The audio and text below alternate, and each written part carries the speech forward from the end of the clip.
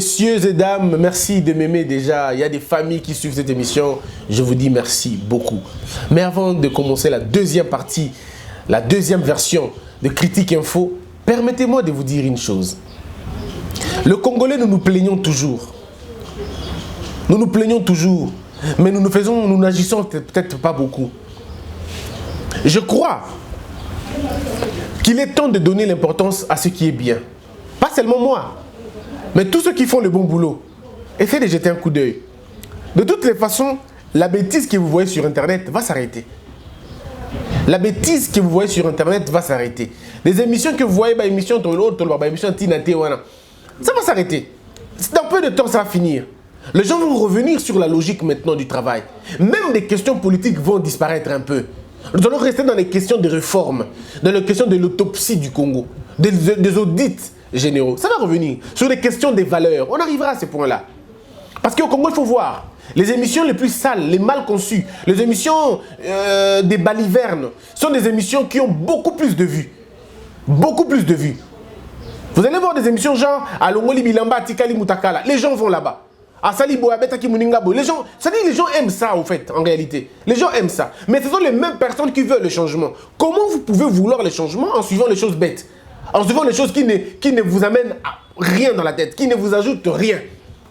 Vous êtes nombreux à aller dans ces chaînes-là. Mais vous déversez une énergie terrible. C'est vous qui avez donné l'importance à ces gens-là. S'ils sont en train de continuer de faire des bêtises à la télévision, c'est parce que vous leur avez accordé le temps de regarder. Si nous voulons sanctionner le mal, commençons par ne pas regarder la bêtise.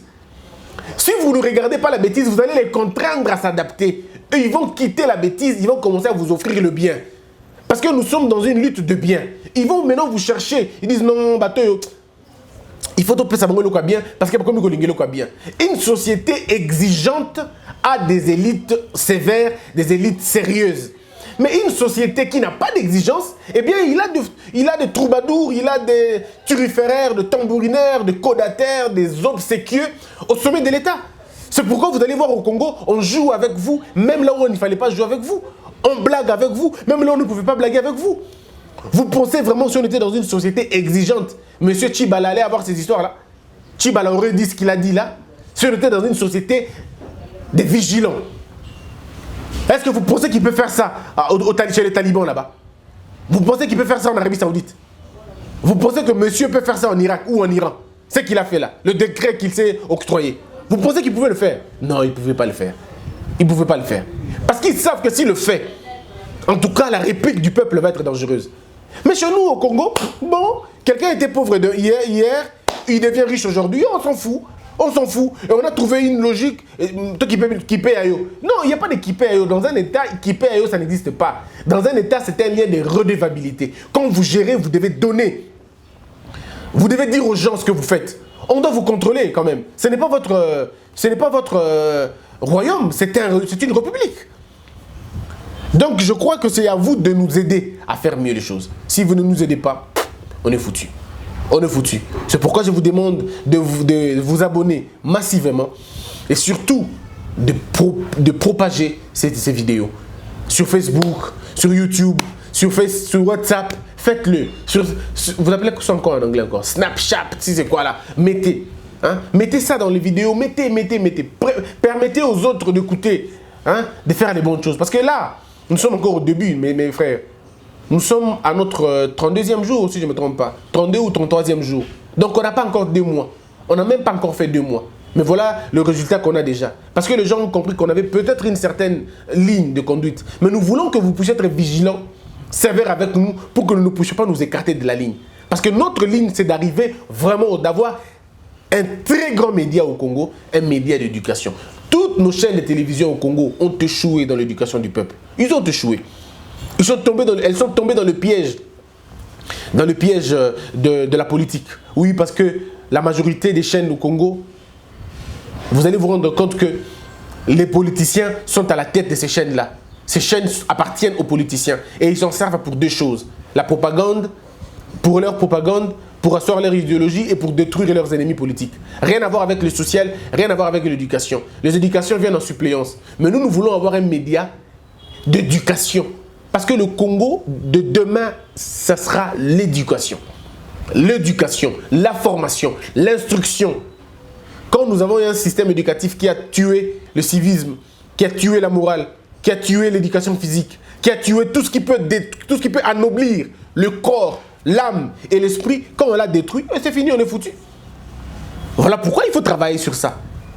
C'est ainsi que nous avons commencé notre chaîne YouTube dans ces sens-là. YouTube n'est qu'un tremplin pour nous. Le tremplin, nous commençons avec YouTube, mais nous voyons loin une chaîne de télévision vraiment numérique et analogique, sur terrain, pour en faire bien et pour parler congolais, ce qu'il y a de mieux à faire. Donc, vous nous aidez en vous abonnant. C'est plus que l'argent que vous nous donnez. Abonnez-vous. Abonnez-vous massivement et partagez aussi ma vidéo. Et puis, un autre élément que j'allais dire avant de commencer les journaux, c'est le cas de notre frère Israël Mutombo. Mesdames et messieurs, vous qui connaissez Papa Sango, il dit que... Pas il dit, mais c'est un ami, c'est un frère. C'est un ami, c'est un frère. Vraiment, quand je dis un frère, Quand je viens de Mbandaka, parce qu'il faut dire que je reviens de Mbandaka en 2011. Je suis à Kinshasa seulement depuis 2011. Hein, depuis 2011, donc 8 ans à Kin. Depuis 2011. Donc quand on insulte Baoutabamboka, tout ça, moi aussi je suis parmi ces gens-là qui viennent de l'intérieur.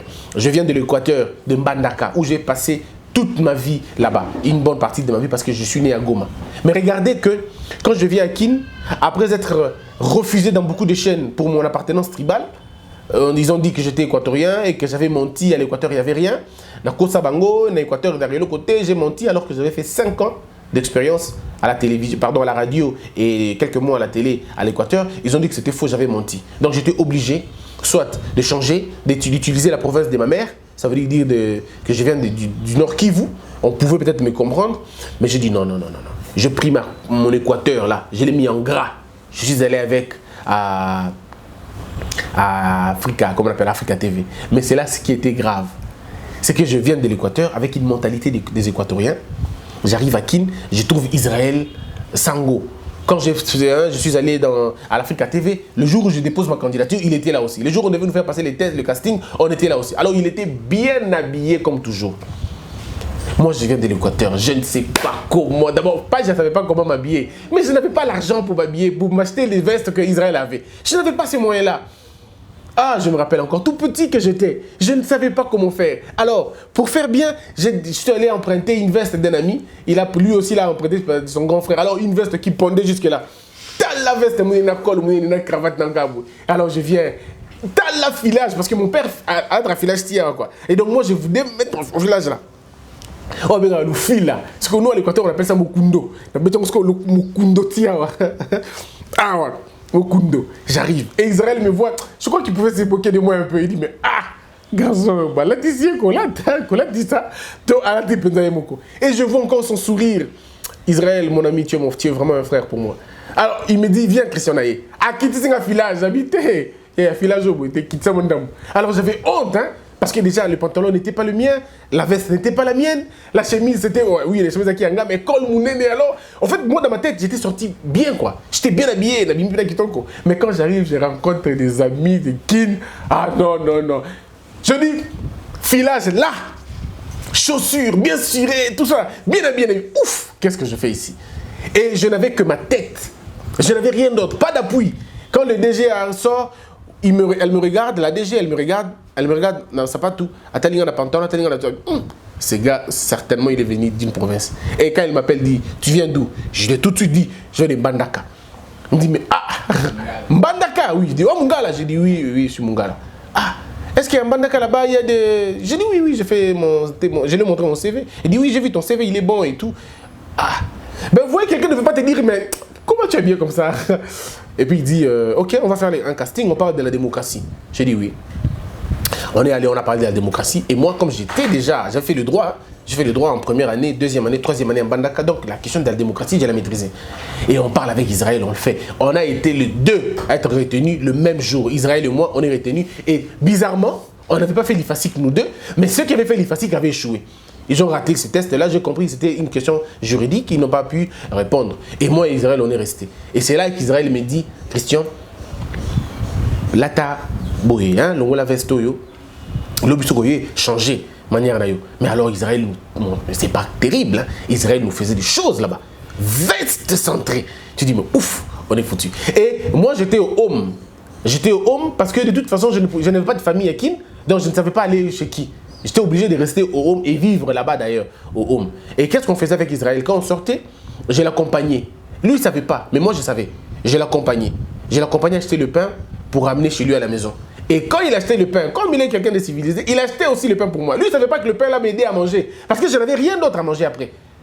Je vous dis, c'était vraiment terrible, quoi. Terrible. Je vous raconterai ma vie après, un autre jour. Mais retenez que c'était terrible. Pour vous dire qu'avec Israël, on a passé des moments, les plus beaux moments de la vie, quoi. Les plus beaux moments de la vie. Jusqu'à ce qu'on va me chasser d'Africa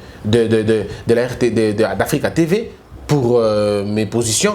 Ils ont dit que, bon, quand je vous ai raconté aussi, ils m'ont chassé là-bas. Je suis parti. Donc, on est resté avec Israël. Au moment où je vous parle, je passe tout le temps avec lui. Tous les soirs, par moment, on se voit pour savoir comment il va et tout.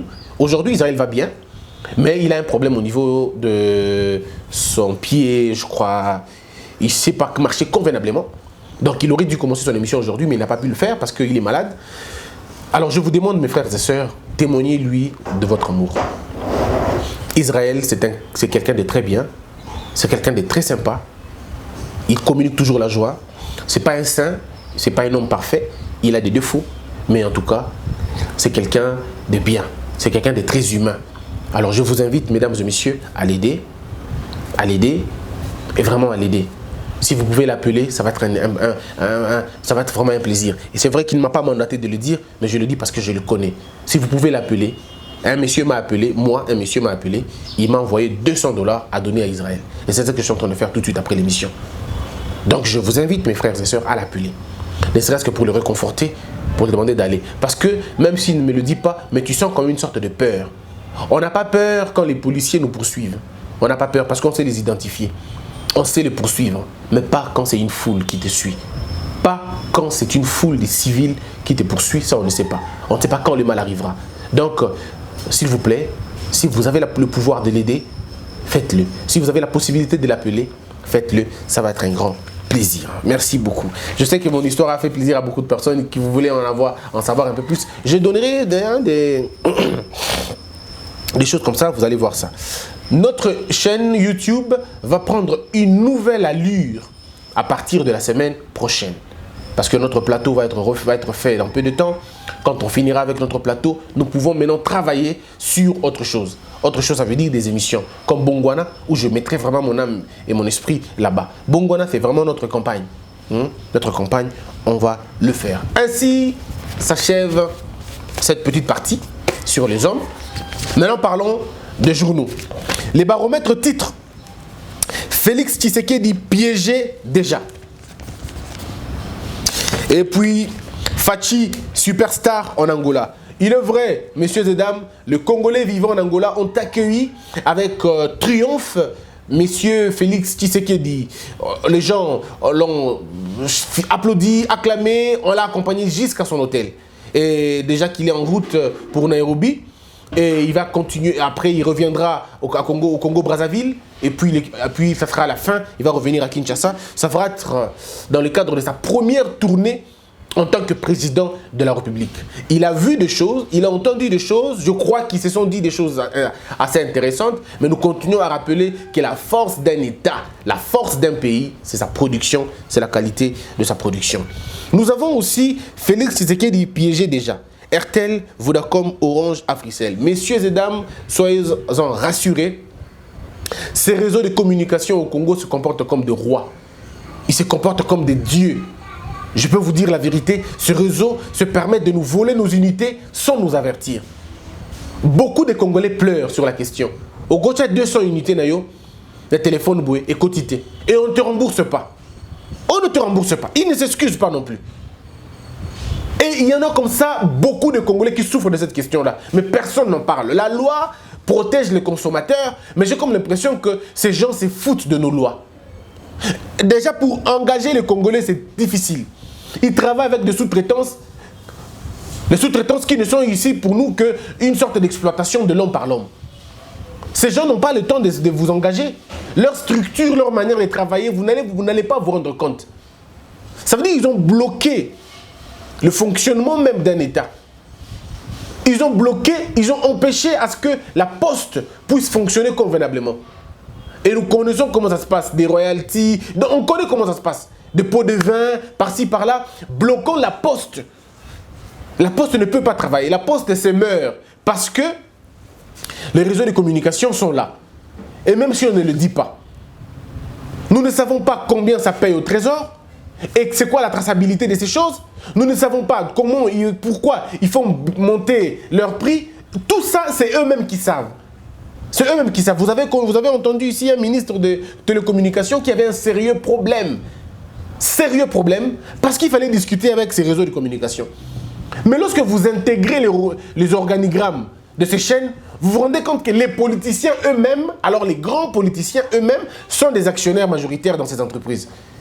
Ils ont des capitaux là-bas. Ils ont des parts, pardon. Et comme ils ont des parts, ils ne veulent pas.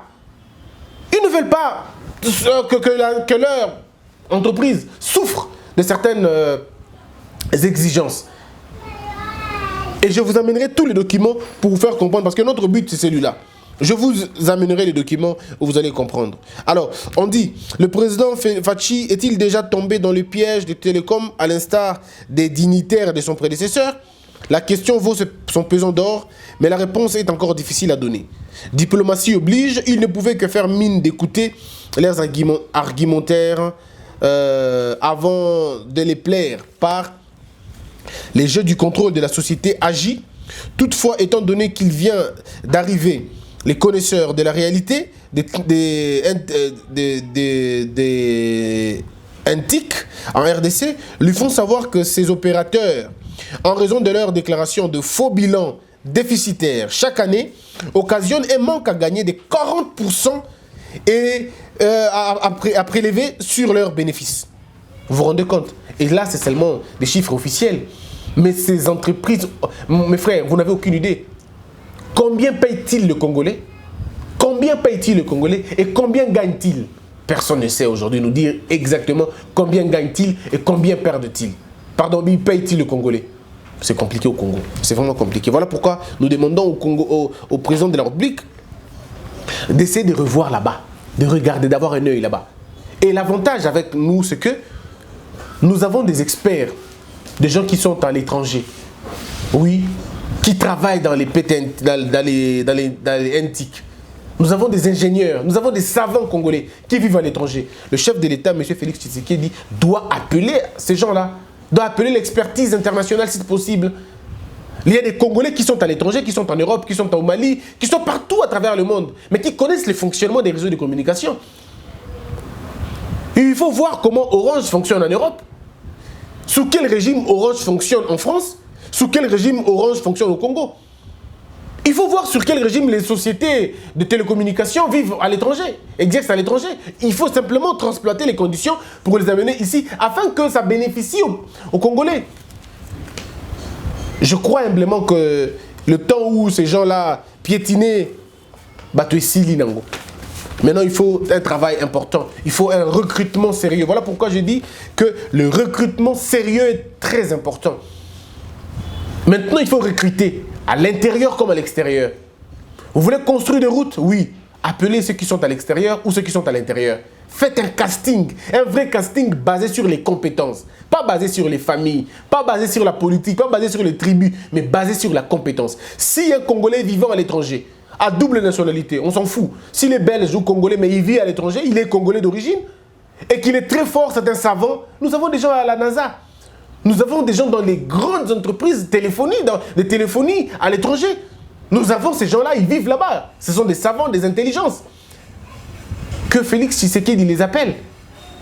Et qu'on ne tienne pas compte de leur appartenance politique, qu'on les appelle, qu'on leur dise le Congo a besoin de vous, venez travailler, venez nous réglementer la question de PTNTIC. Venez nous réglementer la question des autoroutes. Venez nous réglementer la question de l'habitat, la question de l'éducation. On a des gens, des Congolais qui vivent à l'étranger. Même pour aujourd'hui, refaire notre système médical. Savez-vous qu'à l'intérieur, tout comme à l'extérieur, on a des grands médecins, des grands spécialistes de réforme. On peut les appeler. Le salut du Congo, c'est le recrutement. Alors le vrai et le bon recrutement. Une fois que nous réussissons le recrutement, on est sauvé et ça change. Messieurs et dames, j'en parlerai prochainement, mais là, on va terminer avec un autre dernier dossier du jour en ce qui concerne les provinces. Oui, vivement des gouverneurs compétents, nous en avons besoin. Mais c'est quoi l'info? Je vous lis l'information. Parce qu'il faut dire, ces gens-là ont besoin de cela. Voilà ce qui est dit. Voilà, j'ai un téléphone qui plante à tout moment. C'est à cause des appels, des messages, le téléphone est foutu. Il est foutu, il faut trouver un autre téléphone. Mais t'as pas un téléphone. C'est ça, téléphone. Alors, F. Bazaïba, Zoé Kabila et Christian Mondo Simba, candidats gouverneurs de province. La Commission électorale nationale indépendante, CENI, va fermer définitivement le bureau de réception et de traitement de candidature le jeudi 7 février prochain pour l'élection de gouverneur prévue le 26 mars. Si certains candidats sont déjà connus, d'autres le seront seulement après la publication des listes définitives par la centrale électorale. En attendant, ci-dessus quelques candidats gouverneurs dans 10 provinces du pays. Je cite, au Tanganyika, ou à Tanganyika si vous voulez, Zoé Kabila, le frère de l'ancien président Kabila, et il est gouverneur, il est candidat gouverneur. Il est candidat gouverneur pour le compte du Fonds commun pour le Congo. Christian Mondo Simba, membre du G7, donc plateforme de Moïse Katumbi, lui aussi a déposé sa candidature. Et la candidature de Estache Mouya au poste de gouverneur. Kasaï Oriental, Maweja Djounès de l'UDPS, Tshisekedi est candidat gouverneur pour succéder à Alphonse Ngoïka Sandji qui a trôné pendant 12 ans dans cette province au centre de la RDC. Au Sud Kivu, son candidat gouverneur Justin Bitakwira, l'homme à la grand-mère. Bitakwira, candidat malheureux à la députation nationale à Ouvira. Nous avons aussi Chenila Mwanza, ancienne sénatrice. Nous avons Jean-Jacques Pourouzi, Nobert Yabé, Telexi Roubeye et Eli Ziyindula. Et puis il faut dire qu'il a désisté en faveur de Claude Nyamugabo en 2017. C'était autour de l'élection du gouverneur de province toujours. En Ituri, nous avons Jean Bamanissa Saïdi. Il était gouverneur la fois passée de l'ex-province orientale. Il veut gouverner maintenant l'Ituri. Dieudonné Rwabona, ancien commissaire assistant de l'Ituri, alors district, est également en lice. Sami Abou Bango, du FCC, présenté comme le meilleur élu de l'Ituri, a déposé sa candidature. Et aussi Bungishabaku Kato. Excusez-moi pour les noms, hein. Professeur des universités, coordonnateur de la coalition Lamouka en Ituri, a postulé pour espérer gouverner cette province riche en or. Nous avons le Haut-Ouélé, le gouverneur sortant Jean-Pierre Lola Kisanga, il est du FCC. Christophe Nanga, du regroupement politique ADRP, est aussi candidat. Chopo, on a 11 candidats qui ont été enregistrés. Dieudonné Bolenge Tengue Balea, coordonnateur de la Mouka, dans la Chopo, postule pour le compte du mouvement social de Pierre Lumbi. F. Bazaïba Massoudi, secrétaire général du MLC, est aussi candidate de Chopo. Et puis les autres sont Patrick Matata, Pichou Liete, Guy Lusangi, Hussein, Soleil Mosindo, Constant Lomata, Wale Lufungola, Faustin Boyemba, Tony Kapalata et Jacques Mandiongwe. Au Congo central, nous avons Jean-Claude Vouemba. Au nord Ubangi, nous avons Seti Sapo. Marie-Claire Kengouadondo, c'est la fille de M. Kengouadondo, le président du Sénat. On a aussi au Bazouélé Senga Valentin Paisayo, avec comme coalistier Fidèle Tengbouti au poste de gouverneur. Et bien au Maniema, vous avez 2 listes de candidats sont enregistrés au bureau de la CENI Maniema. L'ancien président de l'Assemblée provinciale Kishambongo Radjabou Kibanda Hubert est candidat et son colistier Omama Bitika Pascal, actuellement ministre provincial des Finances. Vous avez aussi Boupila Hussein John, ancien directeur de cabinet de l'ex-premier ministre Matata Mpogno et candidat gouverneur avec comme coalistier Omeonga Konde et Lucien.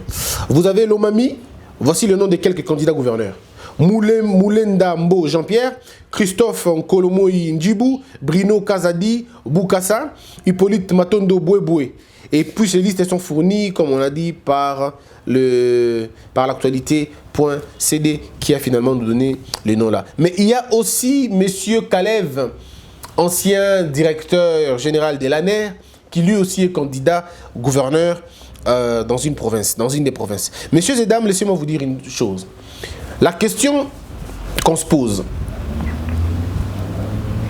est-ce que F. Bazaïba, qui conteste la légitimité de M. Kabila, va-t-elle serrer la main à M. Félix? Est-ce que, parce qu'elle est beaucoup plus liée maintenant qu'un député. En étant député, on n'est pas vraiment très lié au président de la République. Au contraire, on le contrôle. Mais pas quand on est gouverneur.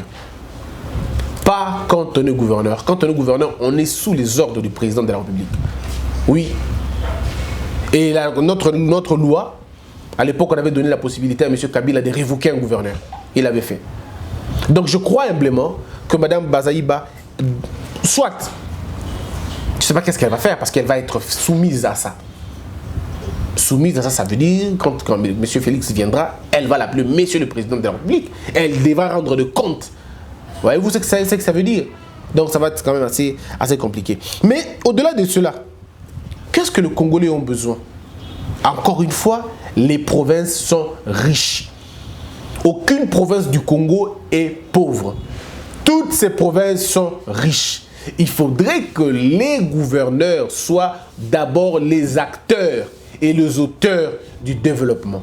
Ça doit être des managers politiques, au-delà de tout. Ça doit être des gens conciliants et des conciliateurs, des fédérateurs, des gens qui vont savoir fédérer les esprits, les énergies en vue d'aller de l'avant. Pas des gens qui vont venir diviser les provinces comme ça a été le cas à l'Équateur. Nous voulons avoir des gens sérieux au niveau des provinces. La province, par exemple, du Kivu, le nord et le sud, sont des provinces, et même le Maniema, sont des provinces stratégiques. Ce sont des provinces extrêmement riches, en termes d'abord de minéraux, en termes de climat, en termes de potentialité touristique. Je suis au niveau de Goma. Goma, à lui seul, peut nourrir tout Goma juste avec le frais du tourisme. Pas encore le diamant, pas encore le cobalt, pas encore rien d'abord. Seulement le tourisme. Le Goma, c'est-à-dire la ville de Goma ou la province du Nord Kivu peut d'abord nourrir tout Kivu juste avec le budget. Juste avec, pardon, l'argent du tourisme. Est-ce que vous savez que dans certains cas, dans certaines conditions à Goma, il arrivait au moment de neiger. Il neige à un moment donné là-bas. Il pleut un truc comme des glaces comme ça. Je ne sais pas comment on appelle ça en français, mais il pleut là-bas comme ça. Il fait extrêmement froid. Et quand il fait chaud, il fait vraiment chaud convenablement, en tout cas très bien. Il y a la patate douce, il y a la viande, il y a le lait. Non mais là, je ne vois pas comment les gens peuvent mourir de faim. Impossible que les gens meurent de faim là-bas. Il y a ce qu'on appelle là-bas les biraïs. Le biraï, c'est un mélange entre la patate douce et les madessous, et les haricots. C'est vraiment bien, les biraïs. Vous avez ce qu'on appelle les moussigati. Les moussigati, c'est un peu comme Koko et Banzoku. Mais à partir de moussigati, on peut extraire des choses importantes. Est-ce que vous savez qu'il y a des matières premières qu'on trouve dans les moussigati qui peuvent créer soit des briques, soit de plâtre. Hein, plâtre, plafond. Mais les moussigati là peuvent avoir ça. Des propriétés comme ça. Alors, il y en a en abondance là-bas, vous n'avez aucune idée. En abondance, ça pousse en sauvage, en état sauvage. Il suffit seulement de pousser un peu plus loin notre manière de faire les choses. Nous pouvons, pour seulement l'Est de la République, on peut avoir des bateaux de pêche pour commercialiser. Alors, on pompe le tilapia. Et le fretin qu'il y a là-bas, les petits poissons qu'il y a là-bas, il y en a beaucoup d'ailleurs, dans les lacs là. La province du Kivu a le gaz méthane. Le gaz que le Rwanda exploite.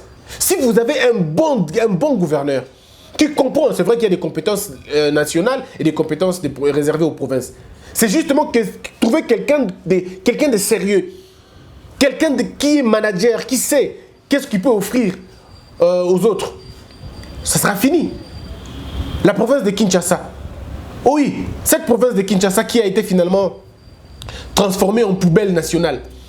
Nous pouvons changer cela en nommant, en présentant quelqu'un de sérieux. Et parmi les candidatures qu'il y a là-bas, parmi les candidatures qu'on nous a présentées, humblement, le tableau que je vois bien, j'ai vu 2 ou 3 candidats sérieux, là, des gens qui peuvent faire bien les choses, mais il y a quelqu'un qui me séduit encore beaucoup plus. Celui qui me séduit dans ça, c'est, je crois, le propriétaire de Showbuzz, M. Deo Kasongo. Il me semble être fort. Il me semble avoir une idée, un projet bien. Et le monsieur a réussi dans son domaine privé. Donc ce n'est pas quelqu'un qui tombe du ciel, non. C'est quelqu'un qui a réussi dans le secteur privé et qui veut devenir gouverneur. Des gens comme ça, moi je peux bien l'aider, je peux bien les aider, je peux bien les accompagner. Je ne le connais pas, on ne s'est jamais vu, mais j'ai vu le programme qu'il a, je me dis c'est bon, ça peut être bien pour lui. Ça peut être bien pour Kim. Au lieu de revenir sur des personnes qui ont détruit cette ville. La province de Lomami, c'est la même chose. La province orientale est une province de l'or. La province du Katanga, dans toute sa configuration, est une province du cuivre. Nous pouvons aller là-bas. On ne peut pas en manquer les chemins de fer alors que nous avons le cuivre. Mes frères, c'est pas sérieux. Le Congo a tout pour réussir. Il faut juste placer des bonnes personnes aux bons endroits. Les bonnes personnes aux bons endroits. Trouver cette formule idéale. Voilà un peu, messieurs et dames, ce dont on allait parler aujourd'hui. Nous avons besoin de gouverneurs compétents, de gouverneurs intègres, d'abord des gens qui aiment le Congo, des gens qui aiment leur province, leurs entités. Il faudrait que ces gens-là aiment d'abord Kinshasa, qu'ils aiment Mbandaka, qu'ils aiment l'Équateur, qu'ils aiment le Kivu, qu'ils aiment le Maniema, qu'ils aiment l'Ituri. Pas des gens qui aiment les avantages de l'Ituri, mais des gens qui aiment l'Ituri. Et nous devons aussi travailler pour que nous ne puissions pas donner confiance, faire confiance à ceux qui ont déjà travaillé. Mes frères, ceux qui ont déjà travaillé, nous connaissons leurs compétences, nous connaissons leur rendement. Et malheureusement, ce sont les députés provinciaux qui vont devoir trancher. Et c'est compliqué. Là, on sait qu'on est sorti de la logique des idées. C'est plutôt de l'argent et tout. Mais je voudrais tirer mon chapeau à vous qui vivez à l'étranger. Avant, je n'avais aucune idée de ce que vous êtes. Mais j'ai compris que s'il y a des gens qui aiment ce pays, vous êtes parmi ces gens-là. Et rassurez-vous, je ne vous flatte pas. Pas du tout. Je ne vous flatte pas. Seulement, je vous demande de canaliser cet amour pour le pays en action maintenant. Pas simplement en se plaignant. On ne change pas les choses. On ne change pas les choses sur WhatsApp ou sur Facebook ou sur YouTube. On change les choses dans la communication, surtout dans la sensibilisation des jeunes. Merci beaucoup à vous tous. Hein. Merci, vous faites un bon boulot. Vous faites un bon travail. J'ai appris qu'il y a des gens à la NASA. J'ai appris qu'il y a des gens dans les grandes sphères. Il y a même un Congolais avec qui on a discuté. Monsieur a une usine de transformation je sais pas moi, de poissons, des viandes. Mais en Europe. Non, mais c'est fabuleux. Vous avez des Congolais qui sont en train de faire des choses exceptionnelles. J'ai en contact avec des médecins. C'est vrai qu'en Europe, il y a ceux qui sont partis pour ne rien faire, oui. Mais en tout cas, il y a aussi des gens qui sont partis pour travailler. Et ils sont nombreux, ces gens-là.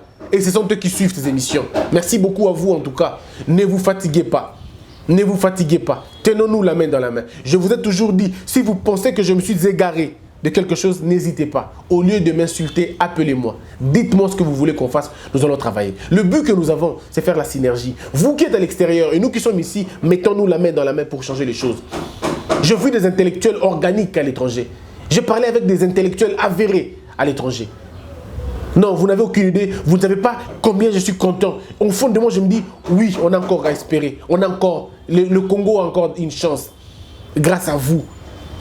Grâce à ces intellectuels qui vivent à l'étranger. Grâce à ces étudiants qui ne dorment pas, qui lisent, qui étudient toutes les nuits pour revenir au Congo. Grâce à vous, ces commerçants qui travaillaient à l'étranger pour redonner la force du Congo. Merci de nous donner encore, de nous faire confiance. Et surtout, merci d'aimer le Congo. Nous n'avons pas un autre pays, ce Congo nous appartient. Nous ne pouvons pas laisser à ces gens-là nous piller, nous détruire et nous tuer, c'est-à-dire nous enlever le rêve. Non, personne ne nous ravira le rêve. Même s'il y a tricherie, même s'il y a vol, même s'il y a arnaque, même s'il y a tout ce qui peut. Mais le Congo va triompher de tous ces malfaiteurs. Le Congo va triompher de tous ces prédateurs. Le Congo va triompher sur tous ces voleurs. Croyez-moi. Mais pour réussir, il faut une synergie. Pour réussir, il faut que nous puissions crier haut et fort la justice, haut et fort la vérité, haut et fort les valeurs, haut et fort la personnalité, la conscience, le civisme, le patriotisme. Voilà pourquoi je vous invite à prendre part à notre grande campagne. Nous la commençons au mois de mars, le 2e ou le 3e lundi du mois de mars. Nous allons circuler dans toutes les écoles du Congo dans un espace de 3 ans. Nous allons faire le tour de tout le Congo. Le but est le même et le seul. Le but, il n'y en a qu'un seul but. Dire aux Congolais, votre terre vous appartient. Dire aux Congolais que si nous mourons pauvres, ce n'est pas parce que Dieu est méchant. Ce n'est pas parce que Satan est fort au Congo et qu'il est moins fort aux États-Unis. Non, c'est parce que nous, Congolais, par notre laxisme, par notre égoïsme, par notre ignorance, par notre méchanceté, nous avons détruit ce pays. Les uns l'ont tué, les autres ont vu la mort, ont vu les assassins, mais ils n'ont pas crié. Les autres par laxisme, les autres par action. Mais rien n'est trop tard. Nous devons offrir au Congo le meilleur. Joignez-vous à nous, mesdames, mesdemoiselles et messieurs. Vous voulez nous aider à poursuivre cette mission? Mon nom est là, affiché. Mon numéro aussi. Appelez-nous, entrez en contact avec nous. Nous prenons toutes les demandes dans notre, comment on appelle, notre mail. Notre mail, au moins ce que tu vas écrire ou que je donne seulement. Ouais. C'est Bosembe, c'est-à-dire B-O-S-E-M-B-E.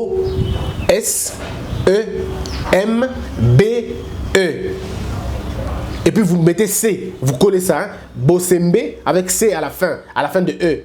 Et puis vous mettez @gmail.com. Je répète, bosembe @gmail.com. Si vous envoyez votre identité et vous nous envoyez là des remarques, des suggestions, on va le lire et nous allons vous remettre les formulaires que vous allez maintenant remplir.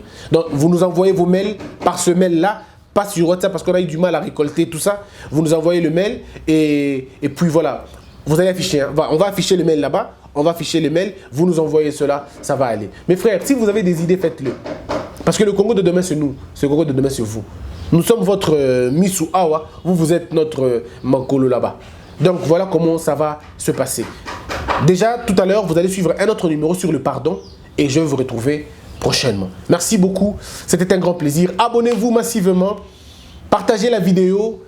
Si vous avez des commentaires à faire, faites-le. Si vous pensez que je me suis égaré sur quelque chose, écrivez-moi. Je suis très ouvert. J'entends les critiques. On en a besoin. Parce que moi-même, je suis en train de critiquer. Alors pourquoi je refuserais qu'on me critique moi aussi? Critiquez-moi. On est là pour qu'on fasse avancer les choses. Homo Fortis Elikia, c'est mon complice, c'est mon collaborateur. N'oubliez pas Israël Mutombo, Moulouba Mouindou Sango. Faites-le.